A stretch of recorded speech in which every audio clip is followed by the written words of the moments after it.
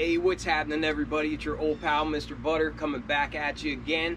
Today I want to take a look at a pair of kicks that I was on the fence about grabbing, but now that I have them in hand, I'm so glad that I pulled the trigger on these. If you're into kicks and you feel like hanging out, then hit that subscribe button. Let's take a look at these HUF Air Max 1s. This past Saturday, we saw a couple of shoes drop on the Nike sneakers app.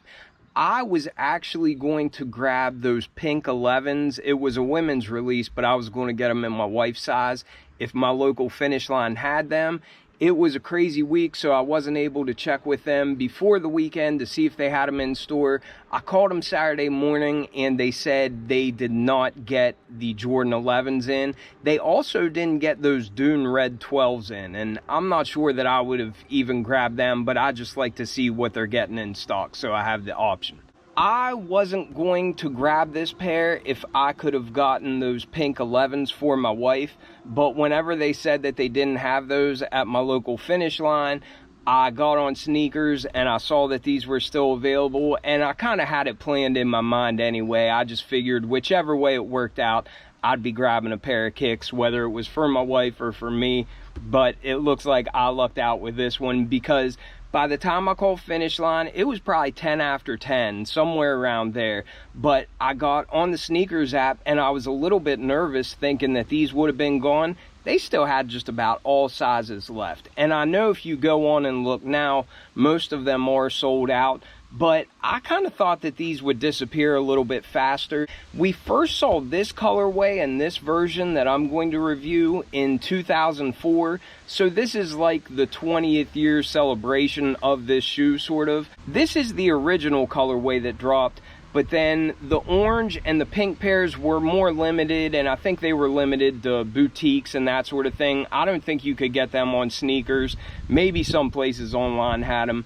But either way, this is my favorite color of them. The other two colors that just got released were based on samples from 20 years ago. And I don't think they ever went into production back in 2004. I think in 2004, this was the only pair that was available. But all that being said, I think numbers were way higher of this colorway compared to the orange and pink color. But for me, I think this one's the most wearable, and I wanted this colorway the most just because it is the OG.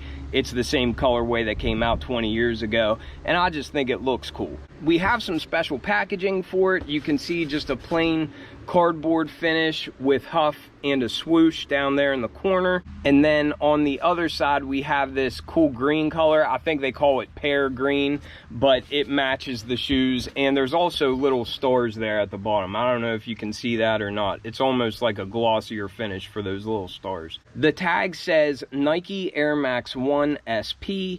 The colors are anthracite, pear, and medium gray. I went with a size 10.5 in this pair. I can go true to size and get a size 10 on Air Max 1s, but they're just a little bit more snug than what I would like straight out of the box. So typically I do get a 10.5 on Air Max 1s. Retail on this pair was, I think, $160 US. I was really surprised with how quick they got here. I ordered them on Saturday and they were here Monday morning. That's pretty quick for the sneakers app. When you open the box, it does have some cool paper. There on one of the squares there at the top, you can see that little Chihuahua, and we'll see him again here in a minute as well. Check these bad boys out. I'm telling you, I am so glad that I ended up grabbing these. They're way better than what I was thinking they would be. They've got a very premium feel, and it's not just the materials, but they also just came out so well. I can't really find any QC issues. There might be a little bit of paint on my air bubble or that sort of thing, but nothing that's real blatant, nothing that makes me think, oh, that's horrible. I think these came out beautifully. I like the fact that it's a colorway that was out 20 years ago. I don't know if they stuck to the same thing exact based on the 20-year-old version. I don't know that I've ever seen those in hand. If I did, it was a long, long time ago.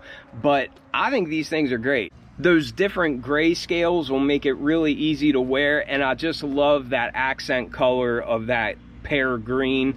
I think they're really neat. They have a very classic style, but it's also a very elevated style as far as an Air Max 1 is concerned. Another thing that makes me like these so much is just that it's an Air Max 1, and I think this was the first pair of shoes that I had with a bubble. Maybe not.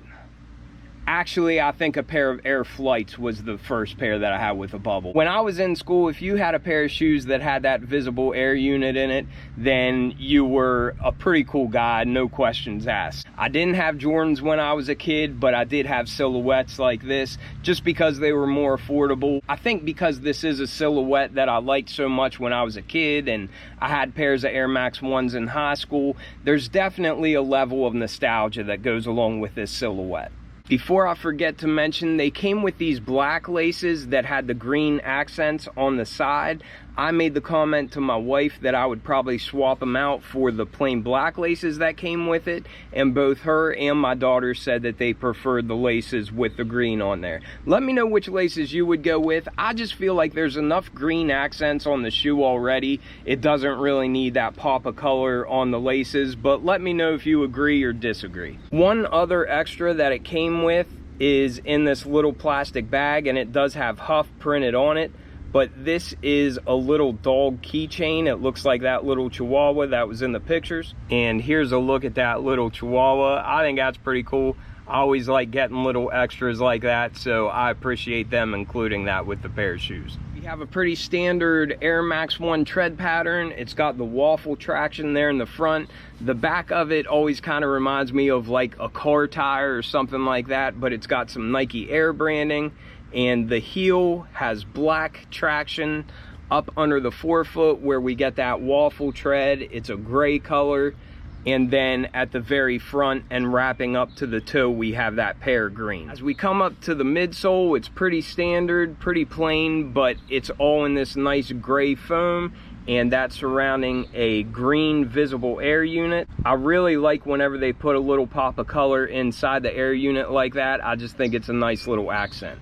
As we come to the upper of the shoe, here at the mudguard, this is probably my least favorite material. It's a black crackled leather, but I would prefer it to have more of a matte finish. This is kind of like a glossy finish, and I'm just being nitpicky. It's not that it turns me off from the shoe or anything, but in my opinion, I think if that would have had more of a matte or a flat finish, I think it would have looked even better. However, we've got this glossy crackled leather, and I do like that it gives us a different texture on the shoe, and I also like when we have a dark color for the mudguard because it's more forgiving. You can just beat them up and not worry about the dirt showing up as much as it would if this was a light color. For the overlays on the side panels and then on the heel, this is a really nice gray nubuck, and I don't know if it can capture that on camera, but it gets a lot of nice back and forth movement.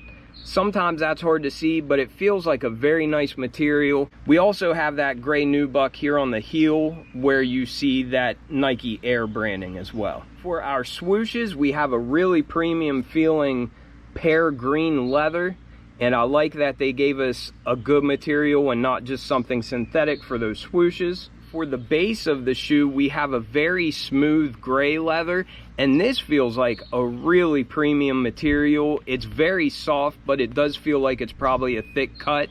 You do get some little ripples in it whenever you push down on it, but it feels like it's going to hold up for a long time. It reminds me of leather that we might get on like Jordan 1 High 85s or some other retro that's made to feel like a pair from the 80s. It just feels like a really good quality material that's going to hold up for a while. And I also love that shade of gray that we have on there. We can see little hits of that smooth gray leather on the side panel, and then we can also see it up here around the collar as well. On the tongue of the shoe, it's the same color as the base leather, but it actually feels like it's a pretty nice nubuck for the material.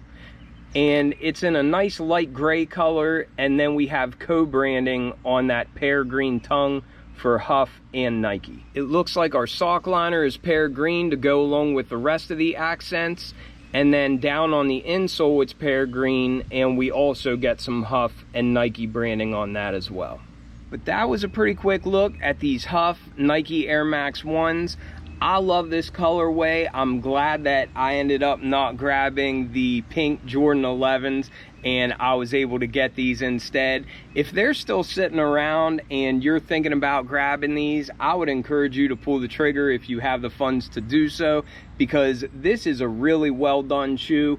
It kind of reminds me of how I feel with the Bacon Air Max 90s, and I know that's an Air Max 90 and this is an Air Max 1. I'm just saying it's a classic Air Max design that really got premium materials, and I don't think you would be disappointed if you grab these. Right now, I think resale is pretty affordable. I think resale prices are right around or even below what retail price on this colorway is, and I think the orange and pink pairs are a little bit more expensive. But like I said, I prefer this pair the most. This, in my opinion, is the true OG color from 20 years ago, and I'm very glad that I have these in the collection. Let me know what you all think about these. Let me know if you've picked up any kicks lately, and I will catch you all on the next one. I'm out.